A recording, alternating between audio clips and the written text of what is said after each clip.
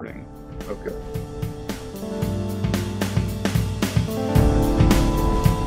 Okay, hello and welcome to Mythophiles, where we are fans of stories of all kinds. I'm Duncan Gale, I'm Cody Decker. and today we are covering the Nightland, and specifically, we are covering the Nightland, a story retold, which is an updated version of the original story. Um, so this was something that Cody, you chose. So why don't you let us know why you chose it and what went into that?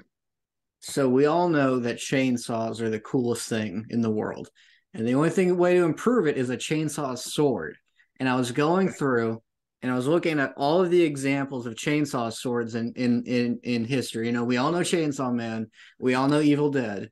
And then I was looking through, and the earliest example, the very first example I found, they told me it was called Nightland.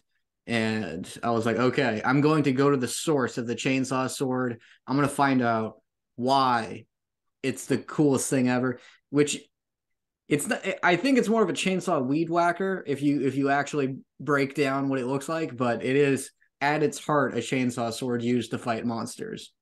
Right. And that is why. Okay. Well, I guess that is as good of a reason as any, huh? Um, okay. Well, very, very interesting. Okay. Yeah. So, I'll just. Are there times were you hoping that there was like I like exploring classic literature, or Mhm. it's never going to be that? It's usually going to be I wanted to see the first example of something. Right. Okay. Well, I mean that makes sense. That's as valid a reason as any, I think. Um, okay. Um, so what we're going to be looking at, I mean, so there's this original book called The Nightland by the English writer William Hope Hodgson, which was published in 1912, and then there was a updated version of this, which is the Nightland, a story retold, which is by the writer James Stoddard. And when you first told me about this, you told me that there was an original version and this updated version, and that you were going to do the updated version. And so what I thought, well, if you're going to do the updated version, maybe I'll read the original version. And I think I got less than a page into the original version when I was like, nope. I would I would like to know like one sentence from the original version because I haven't even looked it up. But I have heard Yeah, people back then said, which for this book, Lovecraft, H.P. Lovecraft said this right, is a great cosmic horror story. right, He also said it's almost like unreadable. right. Well, yeah, and that's interesting because I find H.P. Lovecraft to be almost unreadable. So, like, when he says that something else is unreadable, it's like, wow. He's like the language is archaic and the descriptions are like he's Okay. Well, yeah. So I have the original version here on my Kindle here. So yeah. Let me uh, let me just read you. Yeah. So this is from the first the first chapter. Uh, It was the joy of the sunset that brought us to speech. I was gone a long way from my house, walking lonely wise, and stopping often that I view the piling upward of the battlements of evening, and to feel the dear and strange gathering of the dusk come over all the world about me. Okay, yeah, that's just the first paragraph. I'm already exhausted. Um, walking lonely wise. That's a good. yeah, It's and also like as you were talking in the beginning, I'm like that's not that bad, and then it sort of kept going, and well, then it yeah, was okay, like yeah. describing. It's like all that was he's walking down the street while the sun's setting. That's what that. Right. So yeah. So that's the thing is that yeah. So I mean, if you're comparing the Nightland, the original version versus the retold version, the original version is 100 pages longer than than the one that we're going to be looking at. And it also, and this is actually something that the guy that retold it, Stoddard, says in his introduction. He says, in the original version, there is no dialogue in it, which I believe was something when we talked about the Lovecraft story that we looked at the Mountains of Madness. That was a big sort of stumbling block for me. Was that it's just all description. Nobody's talking to each other, and yeah, and so that gets challenging for me after a while. And so yeah, Which, yeah, how crazy. The guy who wrote At the Mountain of Madness, he saw right, this and went like, that's a bit much. right, exactly. Yeah, well, yeah. So that's like the Lovecraft style of no dialogue, plus just making the language flowery for no real reason other than just for the sake of making it flowery and archaic. So yeah, so that's just to say at the outset here, yeah. If you're going to read this book, read the version that we're going to cover. Don't read the original. Yeah. The gist that I've seen is people back then thought it was good, Right, but it's for a very specific type of person right. that possibly doesn't exist. That only exists in a dream world of the Yes. future. Right. Yeah. Yeah, yeah. Which also, yeah, like going into this, it reminded me, I don't know if you've seen JoJo's Bizarre Adventure. I've I watched one episode of it a while ago, but don't really remember. It's part of that world is everyone is like in the first season, it's like a super jacked dude who's also like, oh, I just want to go to school and go to dances with my beloved crush. And Right. it is very similar to how this story starts, where it's just this like Mm, bodybuilder biologist, I think. right. Yeah. And he's just like works out because he likes he's a bodybuilder, and it Hmm. doesn't even really like his love interest is like you're like a circus freak. um and then in JoJo's Bizarre Adventure, like everyone's just ripped like that, and there's very little reason for everyone to be. Right. Yeah. Yeah. Okay. Yeah, that makes sense. Yeah. Yeah. There's some connections there. Yeah, this Um, also has a beginning that I like, but I'm also like, I don't know if this beginning even needed to happen. well, yeah. I mean, that's an odd thing about this yeah story is that yeah if you like the beginning of it, if you get really invested in the characters in the first chapter of this, the first 20 pages of it, too bad, because that's gone. That I It's mean that's yeah. I'm not going to say, I mean it's not completely unconnected from the rest of the book, but it's only vaguely connected. Yeah, it's kind of like background Right. for the story in like a like here's some background context for you to know. Hmm. Um, but it's a whole like chapter. It's not even like just so you know, here's this happened. It's a huge setup to where if this was a show and that was the first episode, you wouldn't know what the rest of the show was going to be. Right. Right. Exactly. Yeah. Yeah. I mean, it would be like having a pilot episode of a show with a bunch of characters that are not in the rest of the show. Yeah. Something Yeah, like I mean it's not bad, but it is that. jarring Yeah. because Yeah. it's a setup to, and this is a dream I had. Right. Uh, and then at some point it stops even being about that, and it's just like, oh, are we like we're not going to talk about that anymore? And it's like, oh, was it ever not a dream? Because Right. that guy thinks that, and then you get the am I the man who dreamt he was a butterfly thing? Because Hmm. that it turns into like, no, I dreamt that I was that circus freak guy, Hmm. uh, Hmm. but I'm actually in this dark nightmare realm. Right. Yeah. Yeah. I'm also jacked, and people are confused by that because we don't have like the resources for me to be this jacked. Uh, Right. Right. and I know about biology, even though in this world I'm a mathematician of some sort. I think. Hmm. Right. Yeah. Yeah. So So yeah, interesting sort of dream logic that's going on here. That is a very kind of disorienting thing to get into at the outset. But But yeah, okay. I So enjoyed it. That is the yeah, I still like this story a lot. I also think possibly the best love story I've ever seen. interesting. Yeah, yeah. Um, I didn't enjoy it as much. Well, what I went in for this was I want to see a guy with, a chainsaw sword fighting monsters. And let me tell Well, you, I hey, got that. And I was if that is what you want in the story, yeah, this has plenty of that. Yeah, I'm yeah, telling you, smile on my face the whole time. I was the only times I was upset was when he wasn't fighting people with chainsaws. yeah, yeah.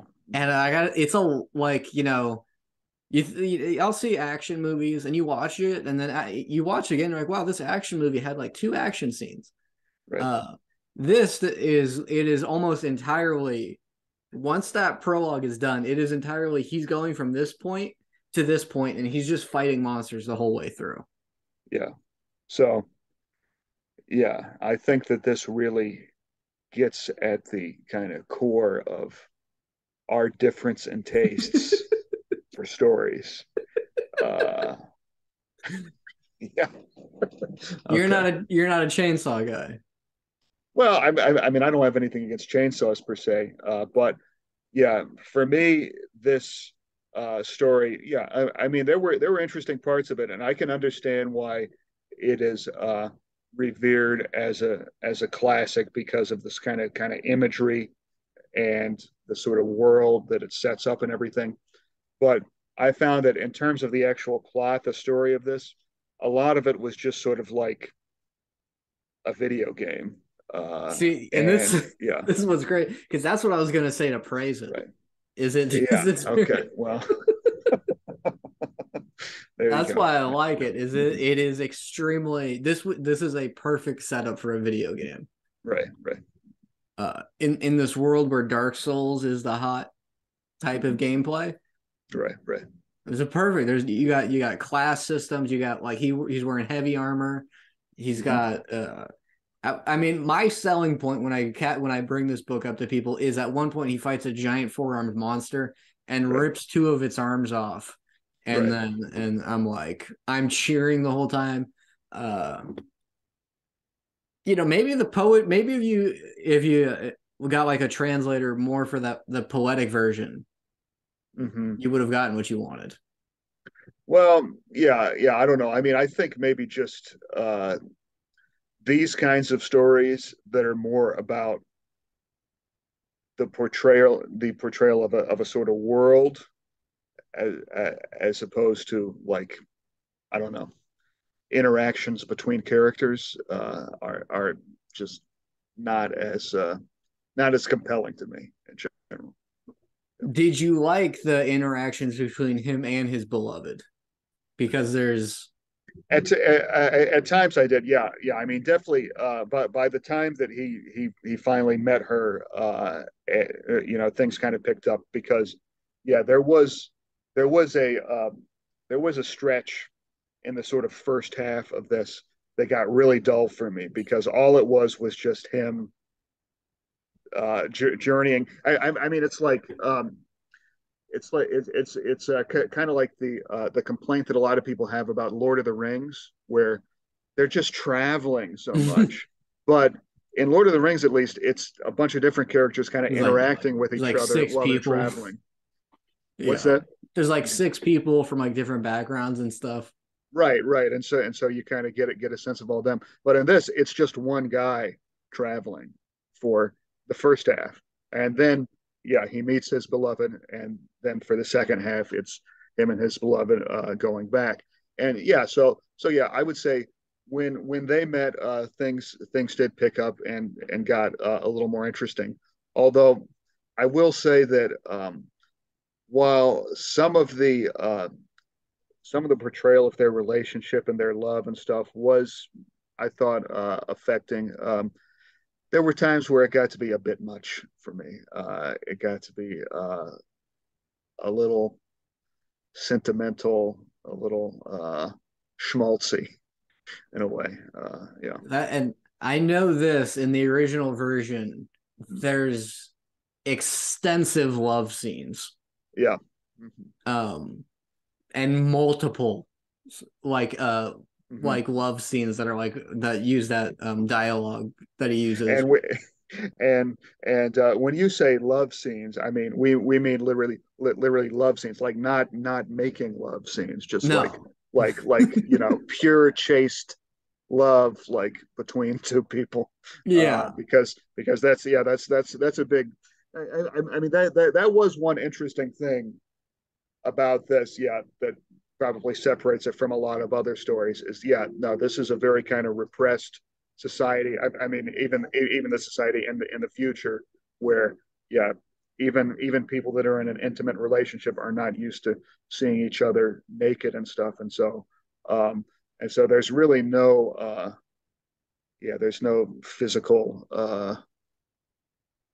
kind of descriptions of erotic kind of stuff in here. Yeah, no, this is a very sort of pure love. Yeah, which is interesting. Yeah, yeah, and, yeah, sets it apart. Yeah, And the thing that I liked also was they get into like a fight and yeah, they get into fights and stuff like arguments right, right, because they like they're like so excited to meet each other and then they start running into issues and I'm like dang it, right, like it's been like 2 days and it's right, right, there is kind of a moment where it's like oh like is this not going to even work out right.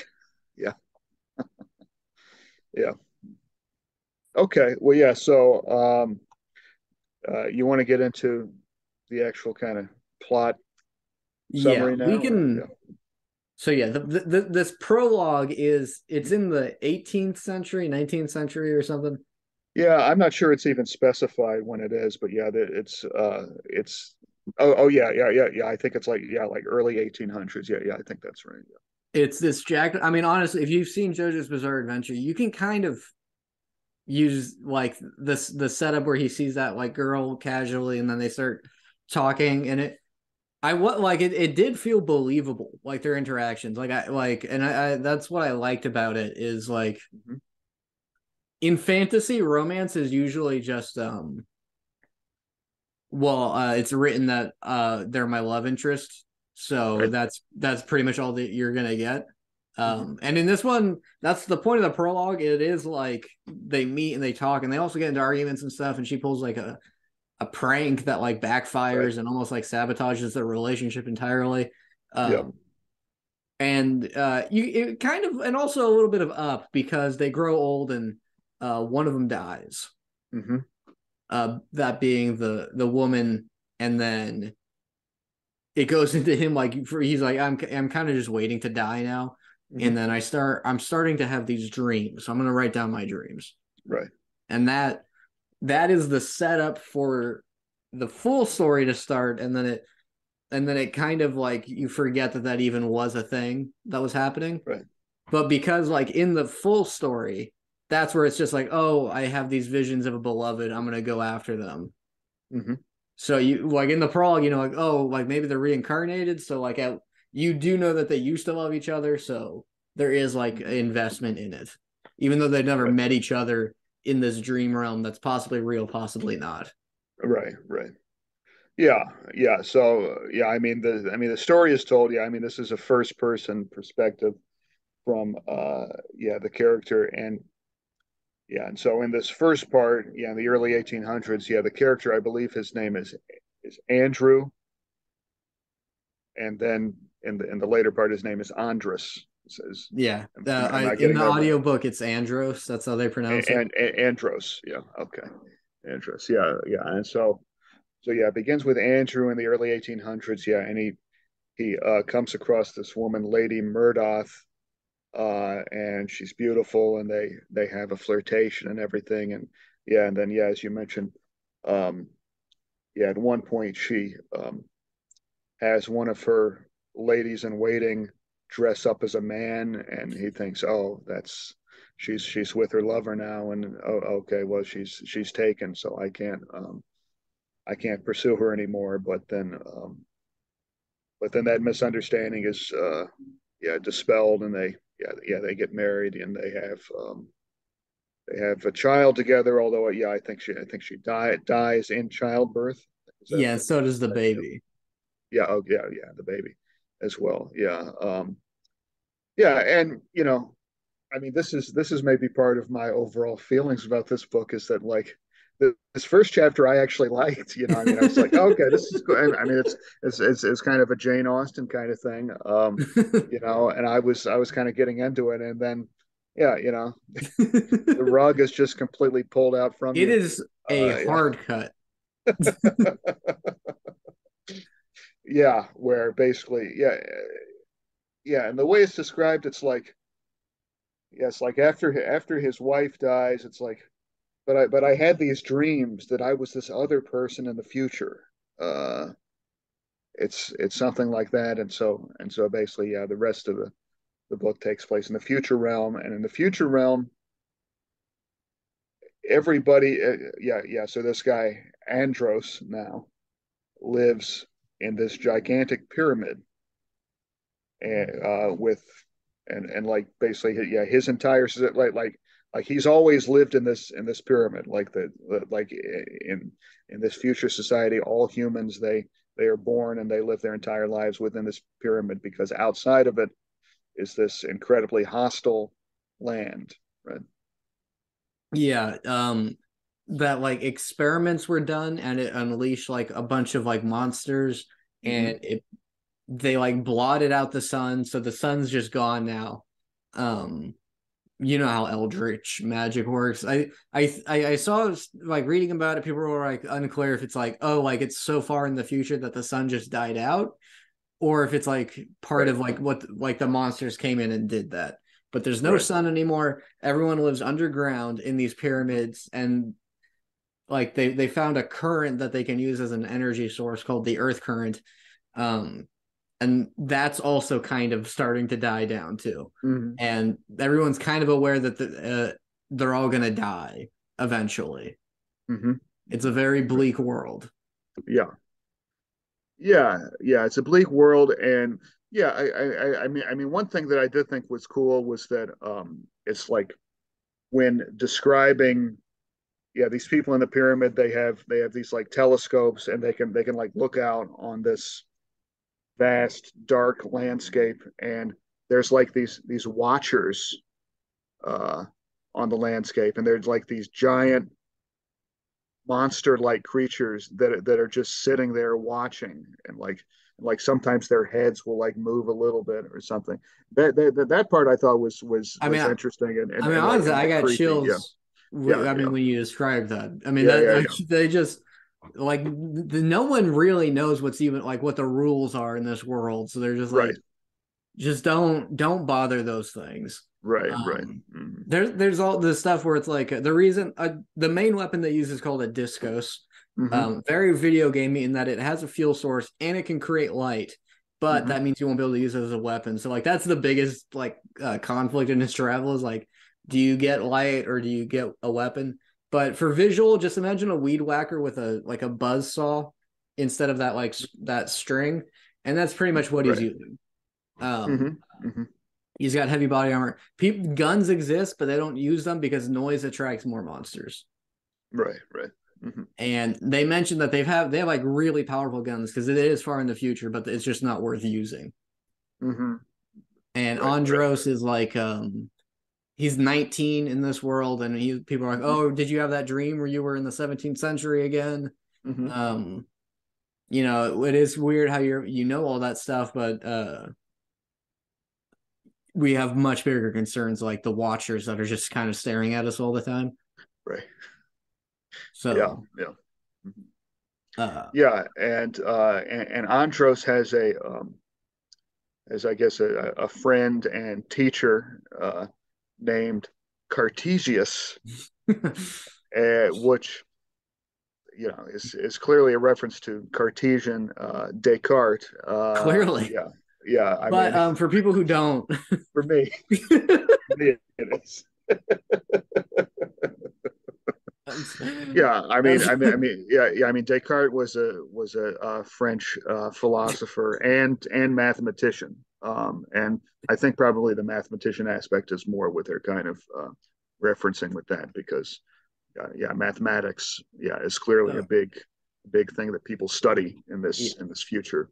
I know that was so obvious it kind of didn't seem worth like explaining, but there's some people that don't know. When they hear Descartes, they don't immediately go like, "Oh, of course, the famous mathematician." Uh, When you have a PhD in philosophy, certain things are obvious to you, and but maybe not to other people. yeah. Oh, my legs asleep.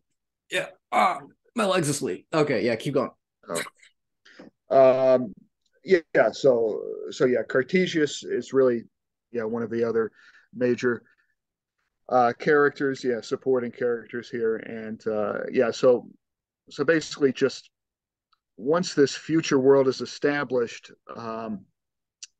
as I remember it, yeah, I mean the main sort of inciting incident after this is that so Andros has this thing called like night hearing. I Yeah. think that's what it is, and it's basically this ability where he's able to kind of like sense stuff from very far away. And at one point, he is able to sense this voice coming to him, and it's this woman's voice. And the woman basically references something from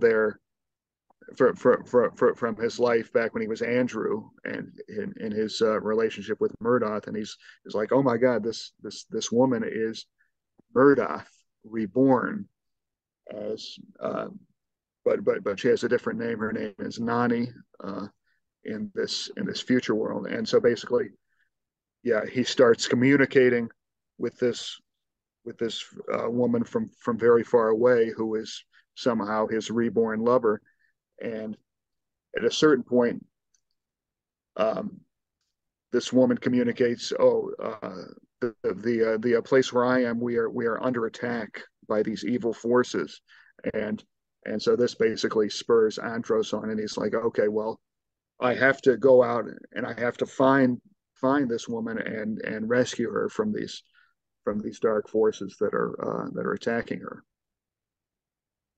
Yeah, it's that's also where more video game stuff comes in because he has night hearing and they mention like Right. there's a bunch of different like psychic. They don't say psychic, but No. it's psychic. There people like started developing abilities. He's strong in it, but he's not like the strongest. He doesn't have the most powerful one. I don't think they don't like talk about all of them, but like if it was a video game, there'd be a bunch of different psychic abilities you could pick. There's a book Right. called Deathlands that Mm-hmm. me and Frank did an episode on back in the day. Mm-hmm. And that starts with someone who can smell the future. Interesting. And, Smell-o-vision. yeah, he's only in the story for a little bit, and Uh-huh. everyone is constantly like, they don't understand how it works. And he Right. like, because they're like, what's going to happen? He's like, I can't tell you what's going to happen. I can just smell it. Right. And eventually he starts smelling blood and metal, and he's like, oh, something, people are going to die here, so I'm Mm-hmm. gonna leave. So he can Mm-hmm. it sounds real. It sounds like if you've seen It's Always Sunny in Philadelphia, they talk about the detective who can smell crime. um there's a story where that was real. And Mm-hmm. I like abilities like that. But yeah, his like, yeah, they live in this pyramid that has a strong earth current, and his beloved lives in another pyramid that I don't even think they knew about, and their earth current died Right. down. Yep. And so now it's like that's like a barrier that stops monsters from being able to just like enter whenever they want Mm-hmm. to. Right. So they're like better armed. They have like better supplies than like other Mm-hmm. pyramids do. So like Right. here's all the armor. It's like junk armor. I don't know if it's like the best. I don't. It's not futuristic looking. I mean, I've looked at Mm-hmm. book covers and it kind of just looks like metal football gear. Yeah. It it's just pad. It would fit in a video game. I'll say it. Yeah. Sure. Um, Yeah. Yeah. Which anytime I see that, I get super hyped. Uh, Yeah. Okay. So yeah. I mean, basically, so yeah, Andros basically wants to go out and meet and rescue this woman, but he is, like strongly discouraged in that by Cartesius and by everybody else who lives in the pyramid, because basically, you know, their rule is just no, we don't go out. Uh, you stay in the pyramid. Uh, yeah, outside there's danger, there's death, there's only it's horrible things out there. it's just monsters and watchers, and Right, right, we're just gonna stay in here, right, and then eventually we'll die. right, right. Exactly. Yeah, but basically, yeah, there's something that happens where like basically, like, yeah, like I think it's like an army goes out, but yeah, because there's some sort of threat that comes close to their pyramid, and so like an army goes out and a number of soldiers get killed in that, and so that sort of shows how the threat is getting closer, and so something does need to be done. Plus, Andros is just like, well, now that I have discovered that this woman that I once loved actually exists out there somewhere. I mean, there's nothing else more important to me than just going out and at least trying to find her. I mean, even if I die in the attempt, I can't stay here in this pyramid anymore. So Which is that's basically incredibly fair. As like I don't think there's like if you have a friend who's like, oh, I have visions that like I used to be married. You're like, right, okay, yeah, the sun died out. You can have whatever visions you want to have. And he's like, I right, think she's alive and reincarnated too. mm-hmm. Like I might as like imagine if he was like, I'm not gonna look into it. Right, right, right. Don't you want to stay here and study geometry and mathematics in this pyramid? Uh,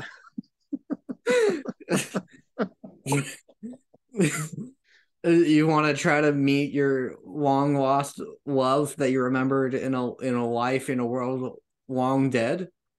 right, I mean, you already got your old pal Descartes here. right, right. I honestly forgot about Descartes. I forgot about. I mean, I really just focused in on the fight scenes. I'm gonna be honest with you. Sure.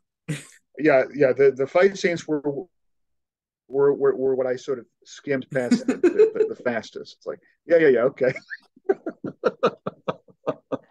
I mean, it's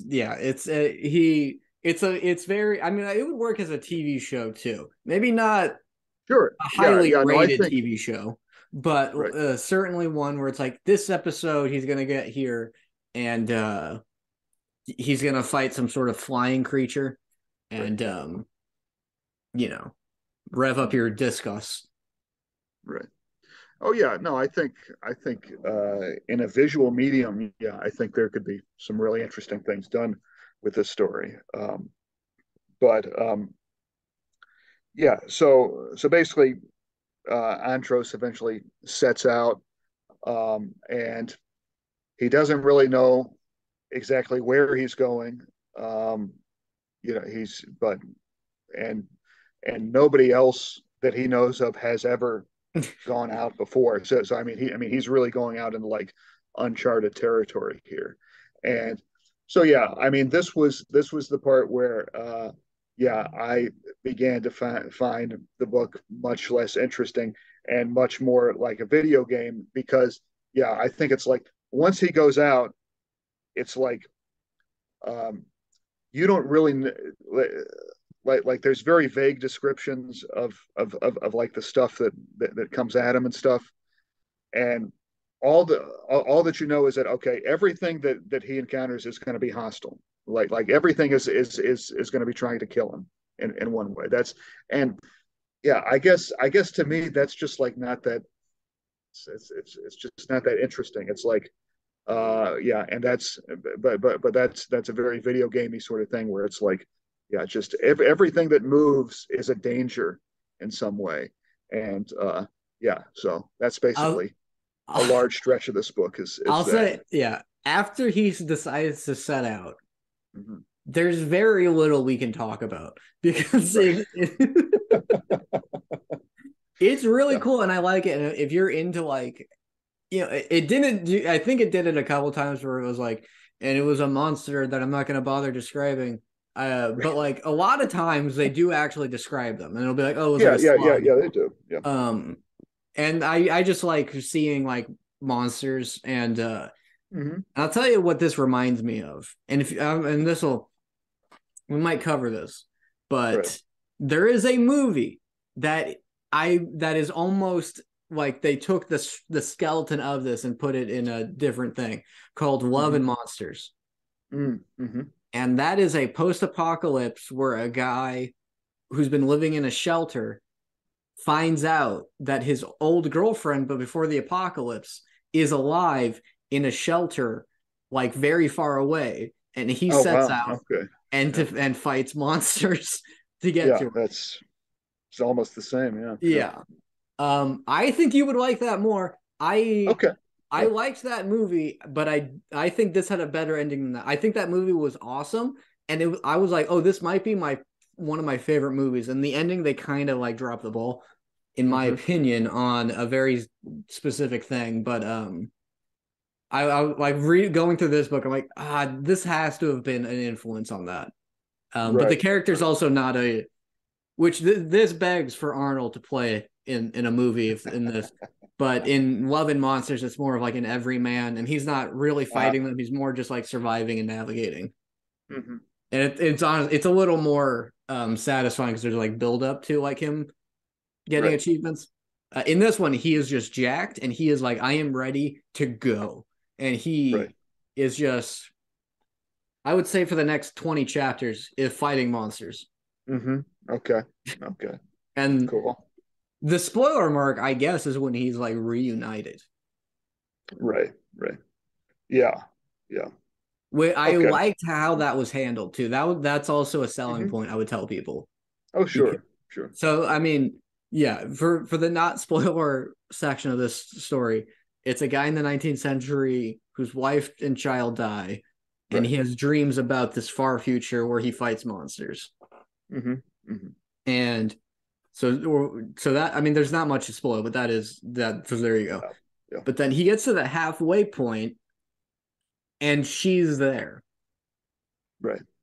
because she heard his signals and went to go meet him, which Right. already I don't know any other example where like the beloved also went to go find them. Hmm. Hmm. And that Yeah. was a fun and they were less like equipped, so they just have like daggers to fight monsters. Hmm. So Hmm. and she had like a party with her and they all died. Right. So Yeah. that's the Um, yeah. Yeah. Something that occurs to me. Yeah, because you know, I I'm really trying to figure out, and I'm trying to pinpoint what exactly it was that I didn't like about this. And I think part of it is that, yeah, so I mean, the descriptions of the monsters and everything, yeah, those are all actually very vivid. Yeah, I mean, those are not vague at all. Yeah, and those are well described and everything. But I think for me, what what was vague about this book was the sort of world building.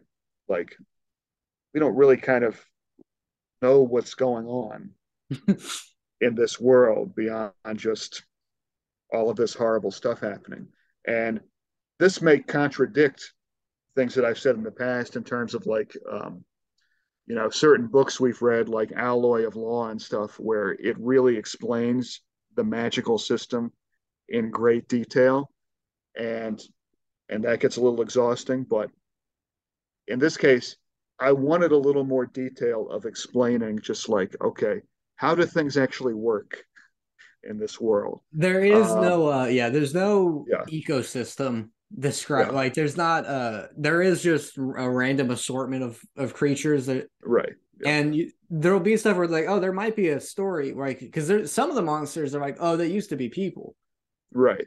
Mhm. and there is no discussion about how that process even works. Yeah, yeah. I mean, that's interesting an idea, and there could be interesting kind of backstories and lore about that. But yeah, none of that is talked about at all. Yeah. And I'll tell you, my favorite scene is when him and his beloved are fighting that four-armed monster, Uh huh. and he rips two of its. I like Right. the system they have for fighting too. Is he's like, I have the better weapon, I have the better armor, I'll take point. Like it's not just, oh, I'm like I'm your husband, so I'll like defend. It is like logically you have the better gear, so you have to Right. take point in these fights. But he Sure. rips off two of its arms, which is Hmm. awesome. And then she with like two daggers starts like stabbing it while it's like Hmm. distracted. And I was Right. like, Right. this is the best love story I have ever seen. This is a romance for the ages. Yeah. I have Yeah. never seen a power couple like that before. Hmm. Hmm. Yeah. Yeah. So yeah, I mean, once Nani enters the story, yeah, it is a lot of, yeah, I mean, it becomes a sort of combination adventure romance story, and yeah, and there were some I thought some realistic descriptions of just the way in which they're you know um, falling more in love with each other, but also there's this fear of constantly of and now that they finally found each other, uh, they can be taken away from each other at any moment, and yeah, just the sort of constant kind of, I guess, bittersweetness of that. Yeah, I thought that aspects of that were well described. Yeah. Yeah, I think from here I mean, it is like they backtrack. That's the Hmm. video game term for where it's like, okay, you got to the end of the level, go back to the beginning. Uh, it's like we didn't design a second half of this level, so the second half is just you going back again. Um, Right. Right. so it's looked down on in video gaming. If you have to Hmm. backtrack, it means that they didn't. They're like it's less work that they have to do because they can just reuse settings. But I mean, isn't that the basis of a lot of like what are they? Metroidvania type Oh, games? it Yeah. is. And it's Yeah. Yeah. funny. I played my first Metroidvania game that I Hmm. know of, which is Jedi Survivor Fallen Order, Hmm. whatever. And that was my least favorite part was the Right. Metroidvania part where they were like, all right, you're gonna go back. But this time you can double jump. And I'm like, it should Right. not have taken me halfway through the game to be able to double jump. That is Hmm. that is absurd. And they're like, yeah, but now you can open this crate. And I opened the crate and I don't even want the thing that's inside it. Because Right. Right. if you've played that Jedi game, Hmm. which is good, but every item you find is just like you'll like, oh, here's like a new poncho you can wear, and I don't even want to wear the poncho. Hmm. So I just stopped exploring because I didn't want anything they offered me. Right. So yeah, this is where oddly enough you like backtracking, I don't. Well, yeah, yeah. I mean, it's interesting because I mean, yeah, I never really played much Metroid, but I know that, yeah, that's a, yeah, yeah. So I mean, it's basically, I guess the idea is like you're just within like the same basic level, and you're going to pick up this thing, but you don't. You have to continue exploring the same level and stuff Yeah, without you'll going be further, right? you'll be walking and you see a Yeah. door, and then it's Hmm. just like, oh, you need a laser gun to open the door. I don't have a laser Right. gun. Hmm. And they're like, maybe you'll get a laser gun. And then you get it, and they're like, okay, go back. You can open the door now. Yeah. Uh, and then maybe the enemies are like in different locations, but Hmm. I think the appeal of it is like when you play a game, you're supposed to be teased with stuff you can do later. Right. But I'm just Oh like, yeah, yeah, yeah. I Sure. just want to do it right now because I have Right. found that I didn't find it that exciting when I got to Yeah. do it anyway. Sure, sure. Yeah, yeah, yeah, yeah. My experience with that is actually mostly with like the Legend of Zelda games, Mm. more so. And yeah, and I mean, I played some of the very early Castlevania games, but they weren't really like that. It must be the later ones that do that. But yeah. I only played Breath of the Wild, which is Uh-huh. good, but you can only play that game once. I don't know if you played Breath of the Wild. I haven't. No, I've just played. I played the very first three Legend of Zelda games. No. Yeah. No. In Breath of the Wild, your character has amnesia and he doesn't remember anything. And I was like, that's Oh, perfect because I don't interesting. know Yeah, what yeah, any of this is.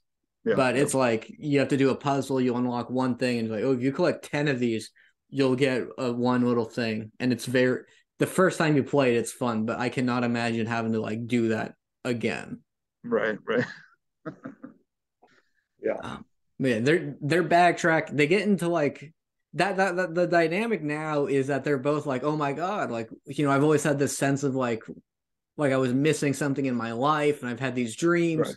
But it's kind of like, oh, you're actually here now, Hmm. and they actually don't get along with everything, and it's sort of like they had like these like fantasies about each other, and Right. they very quickly like start falling apart. Yeah. Yeah, yeah. I mean, that is another interesting thing is that, yeah. So, I mean, it's basically these are two people whose like souls existed back in the 1800s, and now they're in the future, but physically they're different people, and they look different. Um, and yeah, and the narrator describes it, I think, well by saying it's like meeting a stranger that you've also somehow known for your whole life. So it's like a combination of, okay, I've never actually met this person before, and yet I somehow have this strong connection with them anyway. And yeah, and so yeah, the way that they get to know each other, yeah, is yeah, there's some good storytelling with that, I thought. Yeah. And here's the crazy thing: Hmm. the story is almost over now. Right. Yeah. That once they reunite, that's not halfway into the story. That's like the three-quarter mark. Hmm. Because Yeah. the journey back is easier than the journey there because Sure. they're it's mostly now like their relationship dynamic and then like working through that and they get into like arguments and at one point they Right. just don't talk to each other for like a day. Yeah, Uh, there's one part where, yeah, Nani, the she starts acting very strange, and she starts sort of acting like very reckless, and yeah, and Andros is trying to you know, get her to be more careful and stuff, but she's just kind of like ignoring him and stuff. And it turns out that she's really just kind of like, yeah, yeah, I mean, for her, what she's dealing with is the fact that she's her like pyramid culture has been like completely destroyed. Like everybody that she grew up with is dead, and I mean, she's going to be brought back to this other civilization, but it's a completely new society, and so it's a weird kind of emotional thing for her to have met this uh, love of her life, but to have to basically say goodbye to everything that she knew. So yeah, so I mean outside of them like fighting monsters a little bit, yeah, they then they're the big like he gets wounded eventually. right. Like she falls ill and there's a big climactic fight where he's like Mm-hmm. this is where you're getting your rip and tear. This is where all the action music is playing, and he's like, Right. and he like is like, I'm not gonna be able to make it back, Mm-hmm. and then she's like unconscious, so it's like, oh, are they just gonna die? Which I believe they were just gonna die. Right. And then like, because also the stakes, I'm still like, I know the stakes are he's gonna wake up because I think it's still a dream. Right. I thought they were gonna do a thing where they were like, it wasn't like they were dream realities, so like the realities just like merged over or something. Mm-hmm. um but you get like a big cavalry moment where they reveal that they have these like giant rail cannons that Mm-hmm. they only use in emergencies, and he thought they wouldn't even bother using it like to save them. Mm-hmm. And so you get the big climax is like these rail cannons just blasting and like blowing up thousands of those monsters and like lighting up you can like see like each explosion lights up the areas more and you see that there's way more monsters than they thought, and it's just Right. like this endless like sea, and like every shadow was like a monster hiding. Mm-hmm. And then she dies. Yeah. Yeah. So yeah, as they're right right at the sort of edge of getting back to his pyramid, yeah, he's just um, frantically trying to bring her back because she's been injured, he wants to bring her back to the physicians, and yeah, and then he brings her back finally, and yeah, and once he gets inside of the sort of force field of the pyramid where they're safe, the physicians look at her and yeah, I'm sorry, she's passed away. Yeah, so Here's what I thought was going to happen. But first of all, the first time in a long time mm-hmm, that like I've like said I've reacted like vocally out loud while listening to an audiobook. And mm-hmm, I went like, oh man, when he said she was dead. I also thought, is he gonna fall asleep and talk about another dream vision he has? And it's this guy who's like stuck in this loop living right, in these worlds where like, and then it's like every like he keeps trying to find her and then yeah, she dies. that'd be great. Yeah, yeah, it's like it's like all different periods of time. It's like that yeah, yeah, he has a dream and he's like in the like old west, and he's like, oh, I got to be a gunfighter now, and then one where he's in like samurai times and stuff. Yeah, Yeah. yeah. So Well, I mean, if I mean, because the author, I really wanted that to happen. I wanted it to just right, reveal that, like in book two, you yeah, know, now it's a guy who vaguely remembers being the 18th century, but he's actually from the far future. But he's having wait, dreams about being in feudal times, and is now is is is this whole thing actually just one like huge version of Quantum Leap? I was hoping it would be. That's what I thought. As soon as they said she was dead, I was like, "Is this? Yeah, is this going to be Eldritch Quantum Leap?" And is Yeah, this guy? And because he keeps building up, and they're like he right, right, carries over stuff from his past life too, right? So yeah, it's like, yeah, he's like jacked, and they're like, it's like a weird quirk in your biology that you're that ripped mm-hmm, because we don't have the right, resources right, for you to be this muscular. And yeah, you know about chemistry, and now it's like, oh, now he knows mathematics, and he knows how to fight monsters hand to hand. mm-hmm, So now he's going, and now he's a samurai, and he's mm-hmm, gonna make like a samurai uh, chainsaw katana, and then he's gonna fight monsters in like in Japanese mythology, and he's right. gonna um and maybe that was the intent because the author did Mm-hmm. die. So maybe that was like this was going to be like a 20 book series, and I would have been all for it. Mm-hmm. Yeah, yeah. Um, I probably would have stopped with this one, but yeah. Um, Just if the book ended with him like being like, and I've been having this dream, and it reveals that there's like bandits raiding like the town, and then he's right. like, "What? I'm a cow," and he just says, "Oh boy," you wouldn't Oh have boy. been Yeah. you wouldn't have been interested. Okay. If he says oh boy, I'm back in. Okay.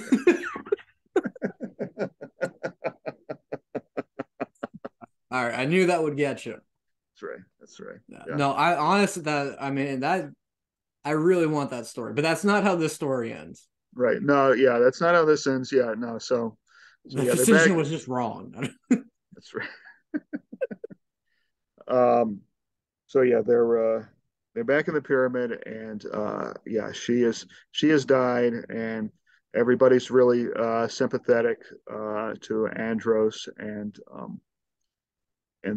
they have a huge funeral for her because yeah, she's very important because yeah, I mean she's basically like the first person that they've met from like another place in yeah, Yeah, since anybody can remember, and so she has this huge big funeral for her, and yeah, yeah, something about the earth currents were able to mm-hmm.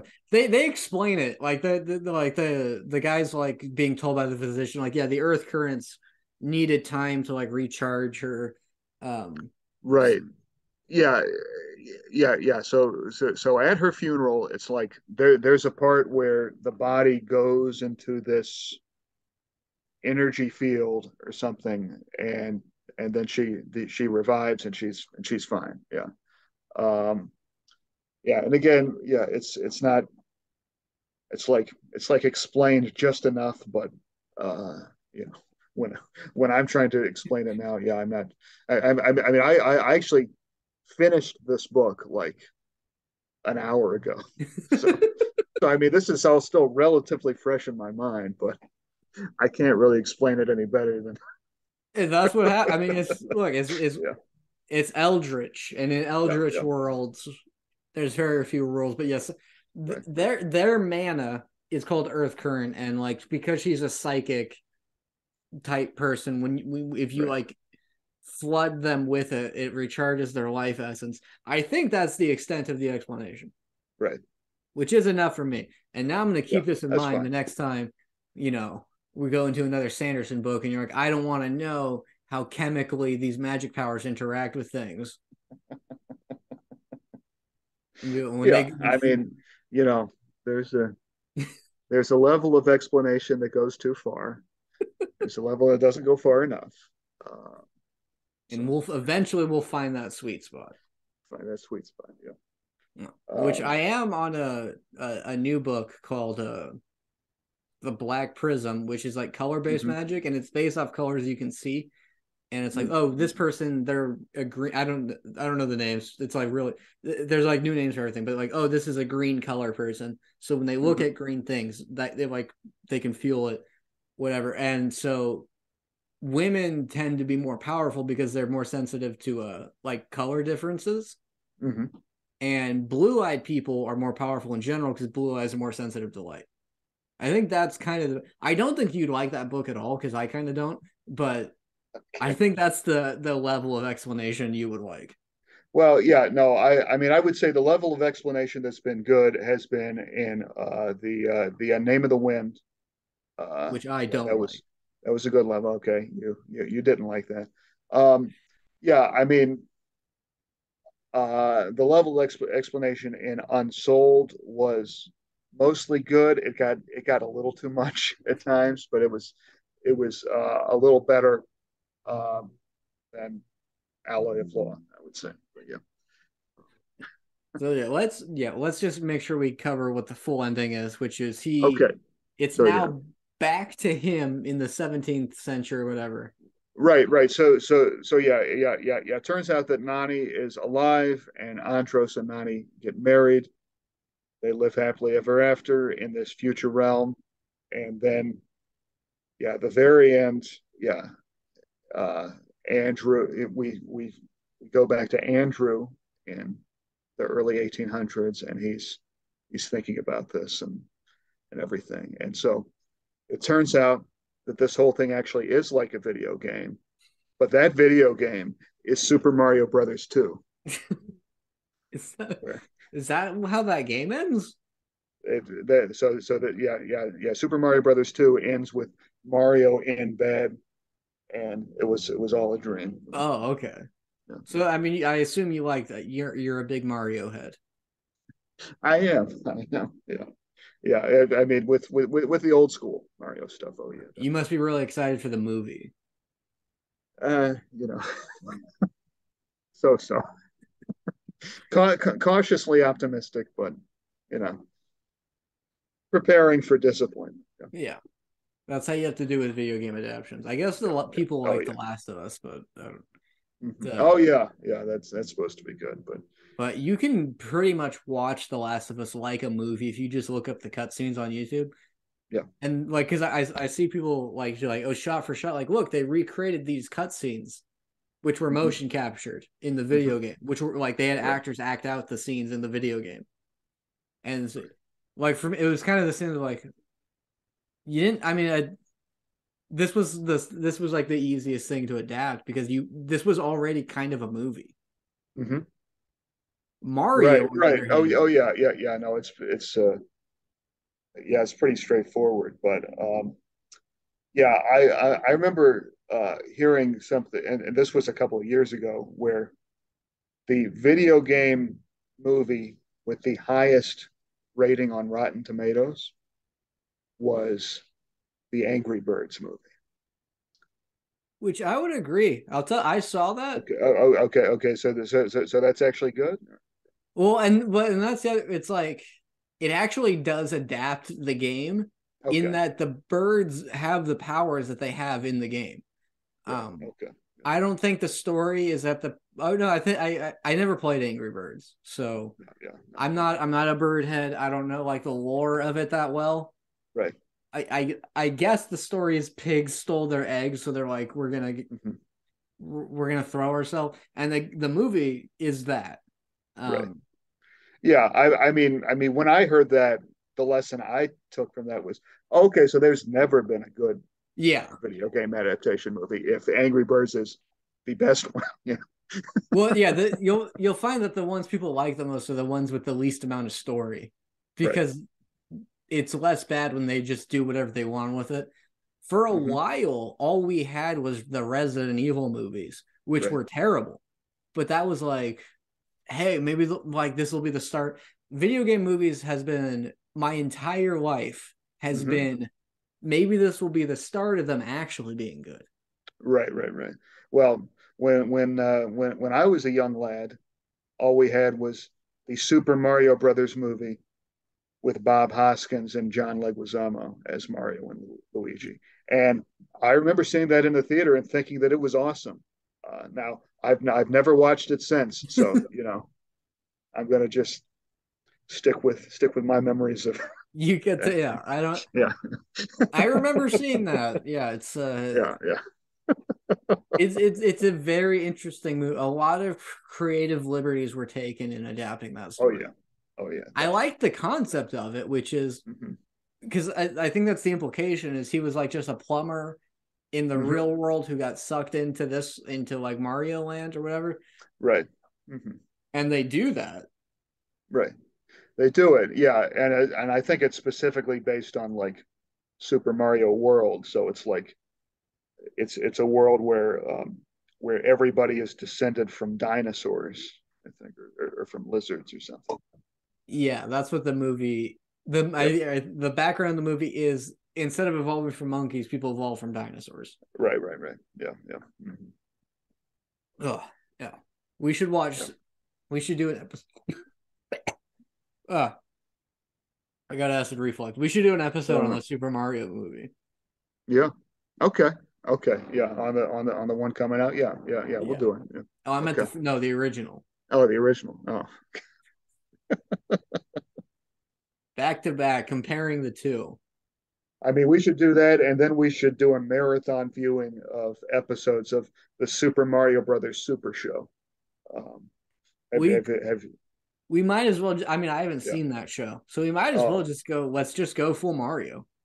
it's Mario awesome files. because it's a cartoon, but it has live action segments with Captain Lou Albano, the wrestler from the '80s as Mario, and this other guy is Luigi. I can't remember his name, but yeah.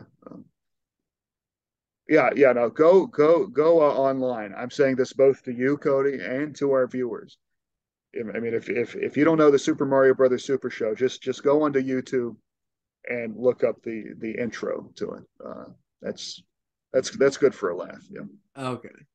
Yeah. All right. So that's Nightland by So anyway, that's Nightland. Watch You Mario. can yeah. I mean, again, you can tell how much I enjoyed this book. Well, I liked the this book. Mhm. And I mean it's a guy fighting monsters with a Mhm. chainsaw, and Yep. I think there's something primal about fighting monsters with a Right. chainsaw. Every good Sure. story does it. Yeah, it's interesting because the way that the weapon was described, um, I did not I did not read it as a chainsaw. But I It's mean, not. I can see how it's vaguely chainsaw like, but yeah. No, I think it's more weed whacker Okay. Yeah. Yeah. with a blade with a spinning saw. Right. Yeah. Yeah. Um, I looked at it a little bit more as yeah, sort of like a kind of ball and mace sort of thing with a spinning thing on the end. Yeah. like But yeah. like a fishing rod flail. A little bit like that. Yeah. Yeah. Maybe. I mean, you could just have that idea now. Right. You invented that. Okay. Patent. Yeah. No, I, Yeah. I I recommend this for anyone who just wants to see a guy fighting monsters with a chainsaw on a Hmm. stick. Um, because it's mostly going to be that. Right. That's the majority of the story. Yeah. Yeah. I mean, this one wasn't for me, but if you like the H.P. Lovecraft type stuff, and yeah, and if you like a bunch of endless action sequences, one after the other, in books, yeah, this might be for you. Yeah, just put on some metal music while the Yeah. book is going. I think this is it's like you enjoy the Fast and the Furious movies as they go on for it's just like, wow, they're just not gonna stop. Right. Uh, I respect this in a similar vein where it's like I just wanted some action and I got exactly what I wanted. Hmm. And I do think because like this is like more influential than I think it's gonna be like known for just because like it's not a very well known story. It's been Right. adapted a lot. And I know that Oh, because I was really? trying Okay. in Goodreads, it'll show you Hmm. like every like edition. And I, Hmm. I, I look for like book covers I like. Um Right. and I legally do stuff with the book covers. I put them on shirts. I don't know what but I mean I Sure. don't. But there are 900 editions of this book. Wow. So in almost every language, this is like just subtly out there. And I Hmm. do think like there's things that have been influenced by it, but it's not popular. It's not Sure. like it just didn't get to the Lovecraft level where it's like, oh, I recognize that name. Yeah. Yeah. No, I had never heard of William Hope Hodgson before, but yeah, it sounds like he is yeah, one of the kind of forgotten um, names. On his Wikipedia page, it said that he attracted some notice as a photographer and achieved renown as a bodybuilder. So I guess that's why there's all this stuff about bodybuilding in this book is that yeah he was a bodybuilder and to be clear, he died in 1918. So he was a bodybuilder back in the day where it That was has a it was a different meaning. different kind of thing. Yeah, that's not as like a bodybuilder back then was just someone who Yeah. lifted weights. Right. I mean, yeah, when you look at like what was considered a buff guy back in the Oh day, yeah. Yeah. it's just a Yeah. you Like see hairy chest a lot of times, but yeah, no, yeah. thick. Yeah. Yeah. It's a guy standing like this, and you're like, I mean, I'm sure he's strong. Right. Right. And then you look at like nerds in movies now, and they just have like the like how Iron Man is like jacked in the Right. movies, and it's like he's the smart guy. He doesn't have to be. Everyone's Right. just like insanely ripped now. Mm-hmm. Mm-hmm. But Right. that Right. that makes because there's parts in it where he like casually describes lifting weights just to like maintain his body while like Yeah. reading chemistry books. Right. Right. Right. Yeah. No, it was a different lifestyle back then. Yeah. Yeah, Different connotations. Yeah. But you just lifted weights while going hup. yeah. You go Right. hup Right. ho hup. Yeah. You didn't yet. All right. All right. So next week, um, I'm going to reveal it live here. Yeah, I don't think but here's my pick for next week. Um, Mr. Penumbra's 24-hour bookstore by by Robert Robin Sloan. Sloan. Okay. Robin. And yeah, and there I know that there is an audiobook of this, so Okay. So I have a week to go through that book. yeah. I'm gonna Yeah, start that it's up right now. yeah, it shouldn't be too long. So What's a brief summary of it? yeah, Synopsis. so yeah, and actually I listened to this as an audiobook a long time ago, but it's it's sort of a if you know anything about like the books of Dan Brown, like Da Vinci Code, that kind of stuff, it's a little bit like that, where it's like,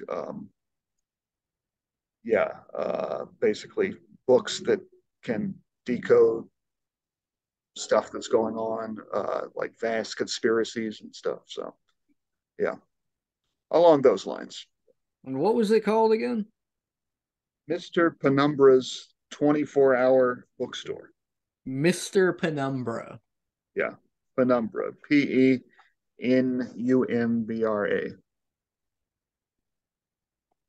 Okay, yeah. Well, it's not a. Let's see how many hours this book is, Yeah, because 7 hours. Yeah, that's nothing. 7 hours.